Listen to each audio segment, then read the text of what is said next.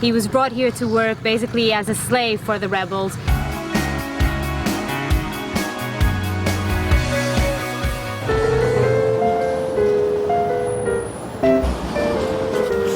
It's Valentine's season! Yeah, love is in the air, right? It's that time of year where if you're a beautiful girl like Mariana, people are giving you flowers and chocolates and gift cards. And if you're a guy like myself trying to win the affection of a girl like Mariana, then you're sending flowers and chocolates and gift cards. Good luck, dude.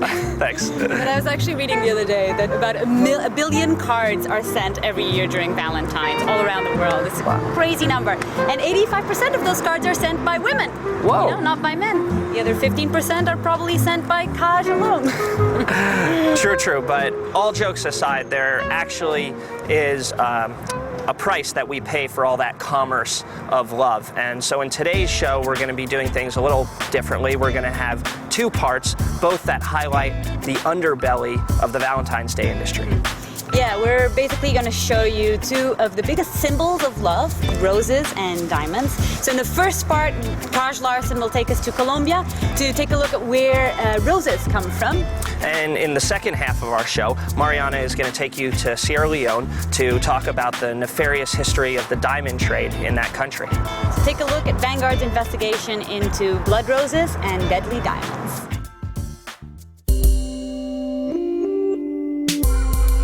Flowers and Valentine's Day. The two exist hand in hand as a celebration of love and romance. The rose in particular has been an oft-used metaphor for romance from Shakespeare to Hallmark cards. This is a story about the real roots of this romantic icon. So it's like 6:30 a.m. and I'm in the Southern California flower market. And what this is like all around me, like a bunch of warehouses, which are like the wholesale distribution point for all the flowers that go out to LA and Southern California.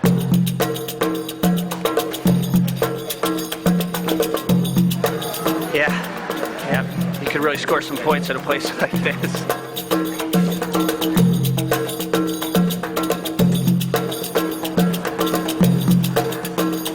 Why do people love flowers so much?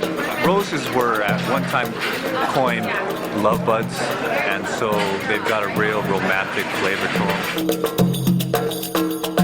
It kind of speaks for itself. They're beautiful, and I think it's a luxury to have fresh cut flowers in your home every week. What do you import the most of? Roses? Roses. Why roses? Why roses? Roses is the popular flower. It's always been that way. It's always the whole world like that. So if you're going to ask me about the color, why red? Well, red stands for the love, and that's why everybody wants red roses for Valentine's Day. And that's why you have ridiculous prices for Valentine's Day, because the price pretty much quadruples from what it normally is. If you're a good grower, you can have your flowers picked on the field from one day, have them land in Miami the next day, and then have them here in Southern California that night or the day after. It is really beautiful and gorgeous in here, but the old expression, every rose has its thorns, right? It makes you wonder, what are the thorns of this industry? What's the downside? How come they all come from Colombia? Well, they also come from Ecuador too, but we like more for Colombia because they're a little bit bigger. The heads, they're a little bit bigger. So I picked up our resident Colombian on staff, and we headed off to find out more about the business. Flowers worldwide are an $8.5 billion industry, and Colombia has almost $1 billion of that market. So we're descending into Bogota right now, which is the capital city of Colombia, and on the outskirts of the city you can see all these white patches, and those are the greenhouses where all the flowers are cultivated.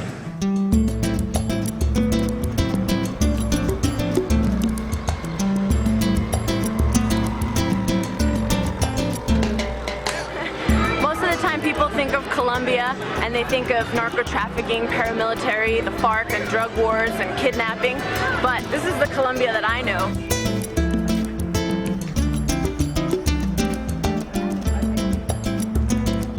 We went to speak with the chairman of Azoco Flores, which is an industry trade association that represents many of the flower companies. We asked the chairman about a country trying to replace an illegal crop with a legal one. Flowers are not a direct alternative crop to cocaine, to coca or other of these listed crops, because those are grown in the tropical jungles of Colombia. And the flowers are grown in the highlands near Bogota or in the Medellin area. But indirectly, we think that we do contribute because we are employing so many people, no?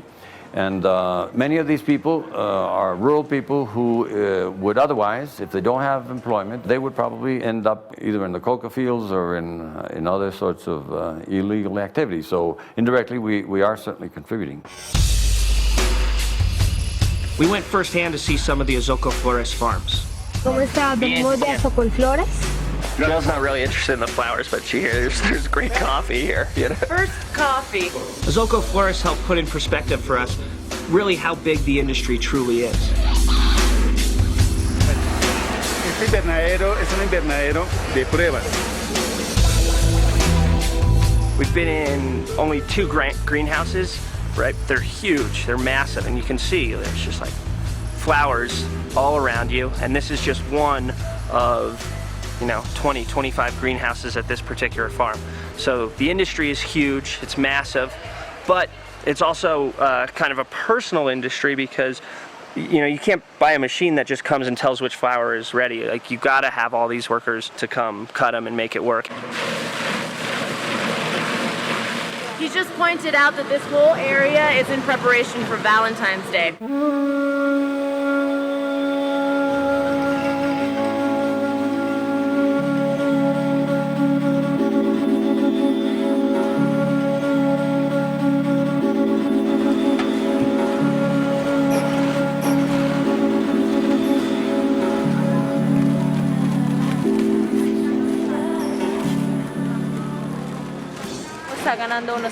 Estamos ganando 14, 15 mil pesos es el día. En los Estados Unidos, ¿sabes cuánto lo venden? La verdad no sé. Unos $50 por ramo. Sí.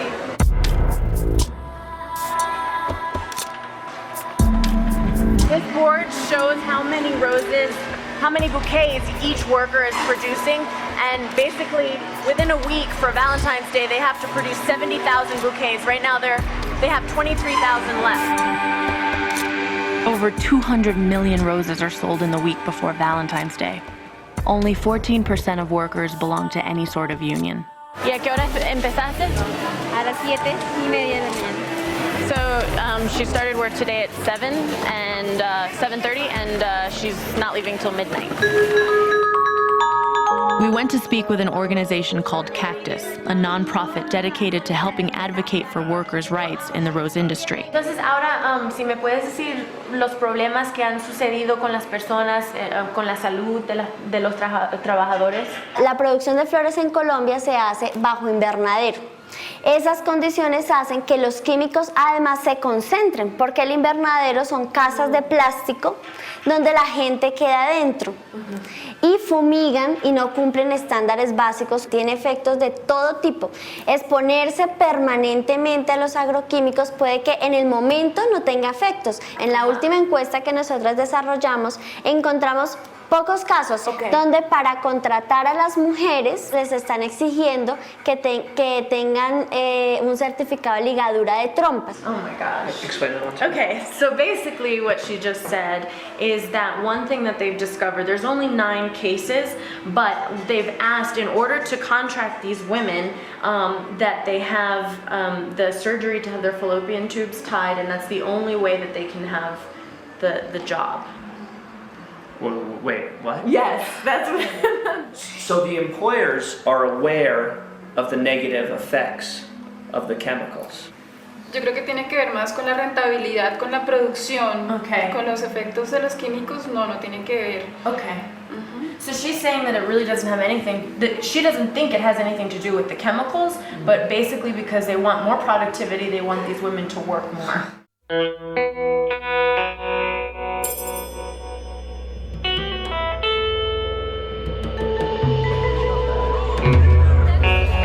Colombia's kind of a good mix of cosmopolitan and donkey cart.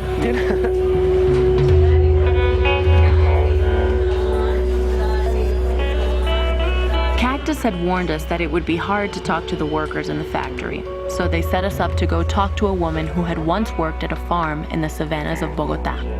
I met Anabel, who claims she had been paralyzed on the left side of her body from injuries sustained while carrying flower boxes in the factory. Si yo le abro los dedos, solo los abre, pero si los cierro, no sabía qué hacer. Para mí era muy doloroso porque yo no podía creer lo que me pasaba. Fue un proceso donde yo no quería aceptar mi vida siquiera. Sí. No solamente mis hijos quedaban a la deriva, sino todo, mis sueños, porque estaba acostumbrada a ser muy independiente. Sí. Y tener que aprender a depender de los demás fue muy duro. Azoka Florist has a program called Flor Verde, Green Flower, where the workers are educated, they're paid a better wage, and the flowers are cultivated with an eco-consciousness that's not found in the rest of the industry. The Association of Growers created a program called Flor Verde that has addressed the issue of many things. I mean, welfare for the workers and environmentally friendly production. So one of the issues has been like measuring the amounts of pesticides that companies use and comparing companies between them, like benchmarking, make them to compete in order to be cleaner. And today we are 50% less than what we used in '98. And our goal in the next 3 years is to get into 70% as an average for 150 companies that are participating. You can't really see it, but like there's these little teeny orange bugs on this leaf, and what those are some of the pests that they're trying to prevent from eating the roses. Aquí, nosotros sembramos aquí el pepino. This is like their laboratory, where they're experimenting with clean ways to control the pests. I showed you before like all of the greenhouses, right? And this is one greenhouse, and you can see this room is about, I don't know, 30 by 40 or something like that. And so this is the one room where they don't use pesticides. It's an attempt, right? Like they are definitely trying to find innovative ways to reduce their pesticide use, but it's still a business. And Valentine's and Mother's Day are still coming up, and you still got to produce flowers. So that's why there's one of these greenhouses and 50 of those greenhouses. What we're doing is we're actually driving from Bogota to Medellin. I don't know how much progress we're making right now. We're not getting off to the smoothest start. We got about 50 yards down the road, and pop, our car broke down. We're at the airport. We're flying. Going to Medellin. We traveled from Bogota to Medellin. Medellin is a city in transition. It's trying to make a conversion from the extreme violence of its past to a modern-day city. Medellin especially is a place that used to be pretty well known for narco-trafficking. It used to be one of the epicenters of the coke trade. Colombia is in somewhat of a transition period, and the floral economy is part of that transition. We're in the home of Darío Córdoba, who's actually a toxicologist, and he wrote this book. Obviously, you can see he's an expert in the subject.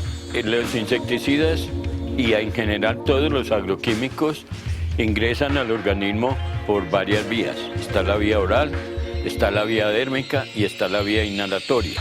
Para los que rodeamos como personas que tenemos vivienda cerca a los cultivos, la vía inhalatoria sería la más peligrosa.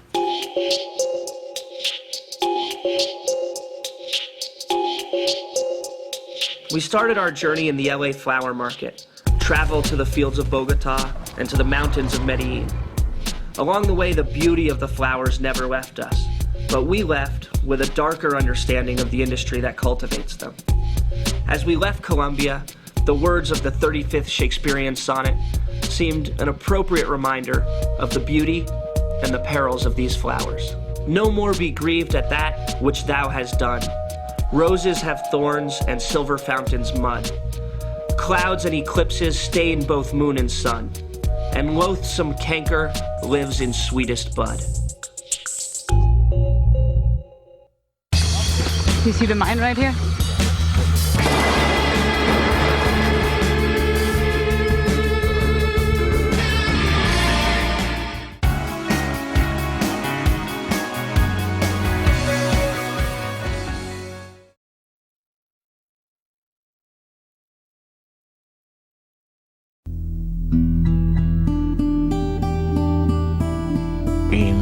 January 99, and this was on the 6th. That fateful morning, the rebels actually hit Freetown and started shooting at everything and anything in sight. It was like music.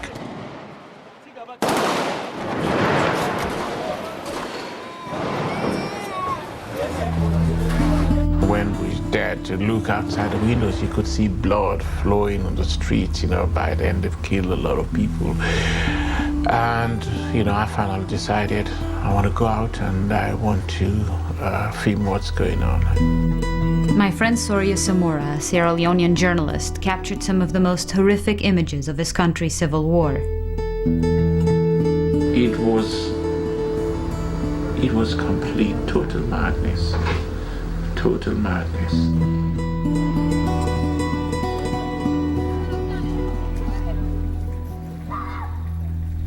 For over a decade, a rebel army called the Revolutionary United Front, or RUF, battled to overthrow the government of Sierra Leone, whom they accused of corruption. Backed by Liberian strongman Charles Taylor, the RUF became even more powerful when they seized control of Sierra Leone's most valuable resource: diamonds.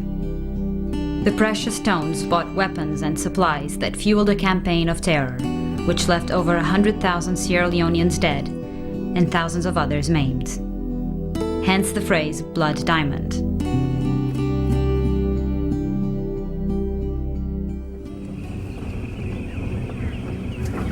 After the rebels suffered a series of defeats, a ceasefire was finally negotiated, and in 2002, the civil war was officially declared over.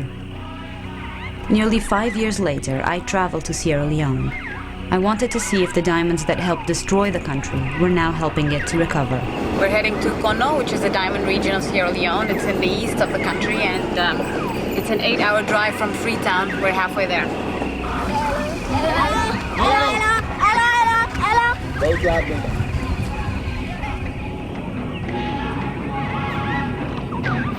Koidu is the capital of the Kono district. Since diamonds were first discovered here 70 years ago, mining has been the lifeblood of this town. So I'm standing on the main road of Koidu, and you can see that right next to it, they're mining over there. I mean, it's less than 100 yards away. It is exactly because this region is so rich in diamonds that the RUF fought so hard to control it. Everywhere, the destruction is still evident. During the war, Kono, this region, suffered the most, and all throughout the region there are houses like this behind me that were completely burnt down, and families that have returned after the war moved into these houses and are now sort of squatting in the ruins. Despite the millions of dollars worth of stones that are mined here every year, Kono remains desperately poor, lacking even the most basic of amenities. There's no running water, there's no electricity. At night, shops have to rely on candles or generators.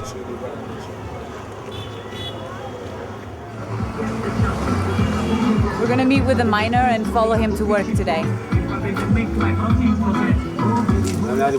Hello, Joseph. How are you? I'm good. How you say? Joseph is one of thousands of young men here, for whom mining is the only means of survival. This is where you live, Joseph? Yeah. Yeah. Can we go see? How many people are you stay here with you? 3 people. 3 people. You, 2, and 2 more? Yeah. So there are 3 people sleeping in this bed, and this is pretty much it. I mean, it's sort of a room, very small room. There's a bed. You all work at the mines? Yes. He wakes up at 6:30 in the morning, and then you leave at 7 to go to the mine every morning. I set off for work with Joseph and his roommate, Usman. So this is what they do every morning. They walk for an hour and a half to work, and they get there, they work for 8 hours, and then they walk an hour and a half back every morning. Every day, right? Yeah, every day.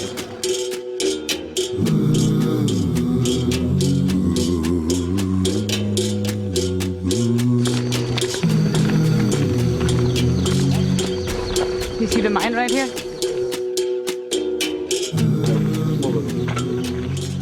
We were the first to arrive at the mine. Joseph is 27 years old. He's from the south of the country, and he was captured by the rebels when he was only 15 years old. He was brought here to work basically as a slave for the rebels, mining diamonds, just like thousands of other young people and children all around Sierra Leone, and many of them are still working here today, just like Joseph. As the other diggers began to arrive, Joseph joined his crew. Over 80% of the diamonds that come out of Sierra Leone are mined like this through artisanal mining, in which there's not much cost involved. You know, all you need is a shovel, a sifter, or shake as they call it, and that's pretty much it. And all of these pits that you see here were all dug by hand. It's just brute labor, you know. For his labor, Joseph earns 30 cents and 2 cups of rice a day. He barely survives unless he finds a diamond, in which case he gets only a tiny percentage of its worth. When was the last time you found a diamond? Well, for now, it'll take me over 2 months. 2 months that you haven't found any diamonds? So for 2 months now you've only been making 30 cents a day. But these days, Joseph says, life is, quote, heaven compared to the 7 years he spent working for the RUF. Work all day. And if you not get blessed yourself for the whole day, fag, you know more, fag, you know more. So you go shoot back na eat, you work for good, you know. So the fire, ground fire. And I know say now you say you don't go thief diamond.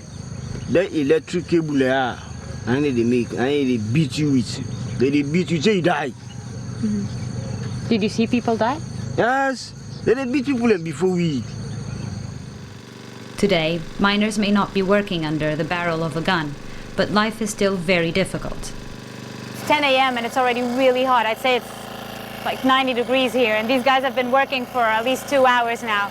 And they're going to continue doing this for 6-7 hours more, and all for 30 cents a day and 2 cups of rice.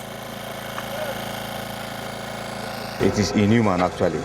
You need to have somebody working for over 8 hours, you know, with that amount of money. And food. Mohammed Jabi is a local youth leader who advocates for better working conditions in the mines and a fairer cut of the trade for diggers. He says diggers have little knowledge of the true value of their finds. They don't know figures, so how can they interpret it? They don't even know numbers. They don't know numbers, most of them. So Mr. Jabi here is saying that most of the miners, most of the diggers, they're called diggers here, haven't gone to school, so they don't even know numbers. When they do find a diamond, they turn it over to the manager who weighs it. So if it is 20 karat and they tell them this is 18 or it is 15, they say, okay, no problem. Jabi works with the Integrated Diamond Management Program, a US-funded project that aims to teach miners how to appraise diamonds. So these are first quality diamonds, they're not so? Usually it's the diamond buyers in the region who dictate the prices. But Jabi hopes these classes will help miners negotiate better deals and keep a fairer share of a diamond's value.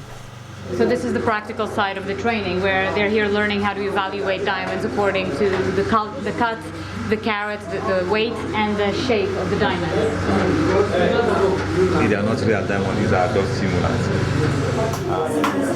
For all the talk of diamonds, I had yet to see a single real stone. I'm a bushman. John Kareem is a local diamond buyer. What do you have there today then? Can I come around? Sure, come around. Sit down. Yeah. So John says he has a small batch of diamonds here to show us today. Mm-hmm. These are 3 diamonds, they're 3 carats. Can I put it back there? Yeah, sure. Handle it with care. Kareem showed me the documents needed to legally trade diamonds, which are subject to a 3% export tax in Sierra Leone. Last year, the country exported $140 million worth of stones. That's up from just $1.2 million in 1999 during the height of the war. But still, little of the money is trickling down to the people of Kono. If you look at Kono district, they call it the breadbasket of this nation. But what can you point at? You know, nothing. You don't have better infrastructures are not there. The roads are not good. There is no water supply for pipe-on water. There is no electricity. So we are not benefiting. That is why some people say diamond is a curse to this district. It's not a blessing, it's a curse.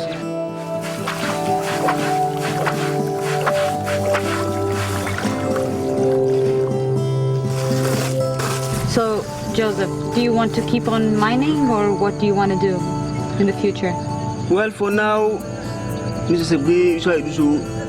The money I mean really, because Mr. Sabri, if now God don't help me now, I don't able get diamond money. I probably don't go home. I make a little shido. So shido no more. I don't take my shovel. No more na site. For fena no more.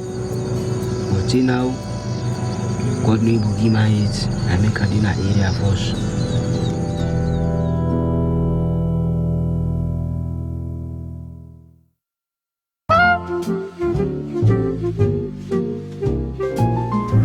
So thanks for watching our Valentine's Day buzzkill. If you want to watch this or any other Vanguard stories, you can check us out at current.com/Vanguard. Thanks for watching.